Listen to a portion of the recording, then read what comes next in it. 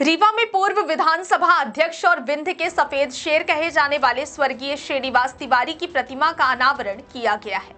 प्रतिमा स्थापना को लेकर कई दिनों से विवाद चल रहा था, लेकिन अब स्थिति शांत होने के बाद यह अनावरण संभव हुआ है। इस मौके पर प्रदेश कांग्रेस अध्यक्ष जीतू पटवारी, नेता प्रतिपक्ष उमंग सिंघार, पूर्व मुख्यमंत्री दिग्विजय सिंह सहित कांग्रेस के सैकड़ों कार्यकर्ता मौजूद रहे। नगर निगम ने पहले जिस स्थान पर प्रतिमा स्थापित करने का काम शुरू किया था, वहां पुलिस ने रोक लगा दी थी। कांग्रेस ने इस पर आंदोलन की चेतावनी दी। इसके बाद प्रशासन ने पहले वाले स्थान पर प्रतिमा स्थापना की अनुमति दी। प्रतिमा को पहले पुलिस लाइन चौक से ले जाया गया था, लेकिन अंततः पेडेस्टल पर स्थापित कर अनावरण किया गया। अनावरण के बाद आयोजित कार्यक्रम में कांग्रेस नेताओं ने अपने विचार रखे। कांग्रेस जिला अध्यक्ष इंजीनियर राजेंद्र शर्मा ने कहा कि प्रशासनिक बाधाओं के बाद प्रतिमा अनावरण संभव हुआ है। प्रदेश कांग्रेस अध्यक्ष जीतू पटवारी ने कहा कि पंडित श्रीनिवास तिवारी सर्वहारा वर्ग के नेता थे। उन्होंने दलित, शोषित, वंचित और जरूरतमंदों की आवाज को हमेशा बुलंद किया है। परिस्थितियों के सामने कभी झुके नहीं हैं। यही वजह है कि आज भी लोग उन्हें याद करते हैं। इस अवसर पर श्रीयुत श्रीनिवास तिवारी की 24वीं जन्म जयंती के उपलक्ष्य में पद्मधर पार्क में सम्मान समारोह का शुभारंभ भी किया गया। कार्यक्रम में कांग्रेस के वरिष्ठ नेता और कार्यकर्ता बड़ी संख्या में उपस्थित रहे और उन्होंने उनकी सामाजिक एवं राजनीतिक सेवाओं को याद किया। रीवा में पूर्व विधानसभा अध्यक्ष श्रीनिवास तिवारी की प्रतिमा अनावरण और उनकी जन्म जयंती का यह कार्यक्रम न केवल उनके योगदान की याद दिलाता है, बल्कि आने वाली पीढ़ियों के लिए प्रेरणा का स्रोत भी बनता है। सम्मानित पदाधिकारीगण, गोविंद भैया, एसके सत्यनारायण चतुर्वेदी जी और इस अंचल के समाज सेवी सम्मानित प्रहलाद सिंह जी और सभी उपस्थित माननीय पदाधिकारीगण, कांग्रेस पार्टी के सभी दूर दूर से आए हुए साथियों और यहाँ पर उपस्थित सम्मानित माताएं और बहनें, मैं जिला कांग्रेस कमेटी की ओर से आप सभी लोगों का हार्दिक स्वागत, अभिनंदन, वंदन करता हूँ। साथियों, संघर्ष के प्रतीक सर्वहारा वर्ग के नेता, अरे भैया यार, और पूर्व विधानसभा अध्यक्ष, शोषित पीड़ित की लड़ाई लड़ने वाले श्री श्रीनिवास तिवारी जी की आज ये 100वीं जन्म जयंती है और हम इसका काम शुरू करने के पहले अपने अतिथियों से चाहेंगे कि राष्ट्रपिता महात्मा गांधी, डॉक्टर भीमराव अम्बेडकर एवं श्री श्रीनिवास तिवारी जी के चित्र पर माल्यार्पण कर अपनी श्रद्धांजलि दें। सभी सम्मानित अतिथिगण, स्थापना की थी, आपने वर्ग के हित की जो लड़ाई लड़ी थी, और जैसा कि हमने कई बार खुद उनके जन्म महोत्सव में यहाँ जब आते थे, जब दादा जीवित थे, कभी उनने अपना जयंती अपने लिए नहीं बल्कि दूसरों के लिए यहाँ क्षेत्रीय समस्याओं को चिन्हित करके और एक उत्सव मनाते थे, आंदोलन करते थे। और बड़े बड़े नेता, एक बार तो ध्यान श्रीमती सोनिया गांधी जी भी आई थी उनके जयंती समारोह में। आदरणीय राजा श्री दिग्विजय सिंह जी तो हमेशा आते थे, पूजनीय पिताजी भी हमारे कई बार आए, हमें भी कई बार आने का अवसर मिला। तो हम सबको ये सीख लेनी चाहिए कि दादा आज हमारे बीच में नहीं है श्रीनिवास तिवारी जी, पर उनके किए गए कार्य हम सबको हमेशा स्मरणीय रहेंगे कि हमारा जीवन, हम राजनीतिक लोग सिर्फ अपने लिए राजनीति नहीं करें, बल्कि देश के लिए, समाज के लिए, उन लोगों के लिए जो हमारा अगर कोई समर्थक है, हमारी पार्टी का अगर समर्थक है, तो हम उसके लिए राजनीति करें। दादा हमेशा कहते थे कि अगर हमारा कोई समर्थक है तो हम उससे बड़ा हम उस कार्यकर्ता के समर्थक हैं। ये दादा श्रीनिवास तिवारी जी की विचारधारा थी। हम ऐसे महान पुरुष को, युग पुरुष को नमन करते हैं जो सफेद शेर के नाम से मशहूर थे पूरे प्रदेश नहीं पूरे देश में।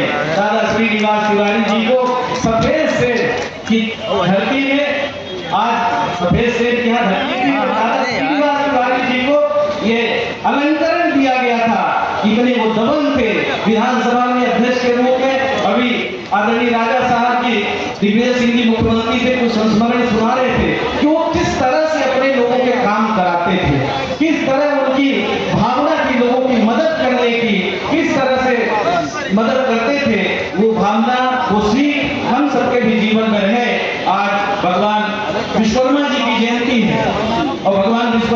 के चरणों में हम नमन करते हैं। और हमारे क्षेत्र में विश्वकर्मा समाज द्वारा आयोजित बड़ा कार्यक्रम है, इसलिए हम गुस्ताखी कर रहे हैं और आप सबको नमन करते हैं, अभिनंदन करते हैं। और आप सब अतिथियों से, आयोजकों से इजाजत भी चाहते हैं कि हमारे यहाँ क्षेत्र में कार्यक्रम है और हमें वहाँ हम ऑलरेडी लेट हो चुके हैं, तो आप सबका अभिनंदन करते हैं। और हम सब ये सीख लेके आज जाएं कि जो समस्या है, समस्या एक नहीं है, हजारों समस्याएं हैं। आप जिधर नजर दौड़ाइए, आज ही हम संकल्प लेके जाए। अगर दादा की जयंती मना रहे हैं जैसा कि वो हमेशा मनाते थे, आज किसान यूरिया के लिए परेशान है, किसान बिजली के लिए परेशान है, किसान को डीएपी भी नहीं मिल रही है उसके समय पे, आज आवारा पशुओं से किसान परेशान है, शिक्षित युवा रोजगार के लिए परेशान है, स्वास्थ्य सुविधाओं के लिए नागपुर, बनारस, इलाहाबाद, लखनऊ जाना पड़ता है, नागपुर जाना पड़ता है।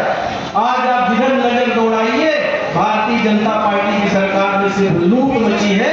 और इन लुटेरों को भगाने के लिए हम सबको मिलकर यहाँ संकल्प लेके जाना पड़ेगा। जिसकी जितनी अहमियत है, जो जहाँ भी है, बिखर जाइए और गांव-गांव में जाके अलग जगाइए। जिस तरह राहुल गांधी की लड़ाई लड़ रहे हैं, सामाजिक न्याय की लड़ाई कर रहे हैं, संविधान बचाने की लड़ाई लड़ रहे हैं, वोट चोरी हो रही है उसकी लड़ाई लड़ रहे हैं, आज हम सबको संकल्प लेकर यहाँ से जाने की आवश्यकता है।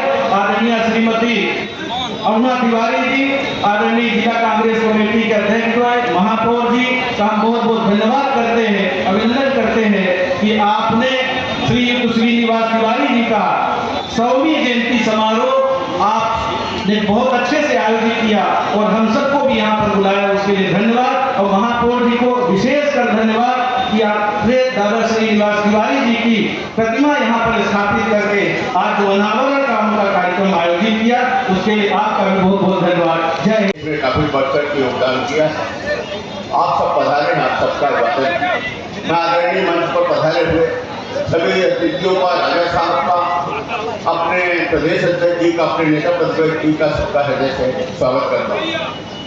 12 अगस्त को हमारे प्रदेश अध्यक्ष जीतू पटवारी जी यहाँ और यहाँ निर्देशित करके गए थे, हम लोगों से ये वादा लेकर गए थे कि मैं 17 सितंबर को यहाँ फिर आऊँ और हमको उससे भी बढ़ चढ़ कर कार्यक्रम चाहिए और हम सबने उनको वादा किया।